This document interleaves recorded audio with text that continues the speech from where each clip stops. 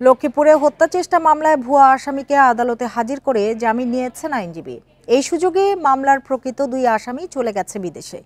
এ ঘটনায় অভিযুক্ত আইনজীবী লুৎফর রহমান গাজীকে কারণ দর্শানোর নোটিশ দিয়েছে আদালত। লক্ষ্মীপুরে হত্যা চেষ্টা মামলায় গ্রেপ্তারি পরোয়ানাভুক্ত আসামি ছিলেন সজীব ও সাইফুল ইসলাম শুভ, অথচ তাদের নাম পরিচয় ব্যবহার করে ভিন্ন দুই ব্যক্তিকে আদালতে হাজির করে জামিন করান আসামি পক্ষের আইনজীবী লুৎফর রহমান গাজী। আজ বিষয়টি নিয়ে শুনানি হওয়ার কথা থাকলেও পরবর্তী দিন ধার্য করা হয়েছে 13ই জানুয়ারি।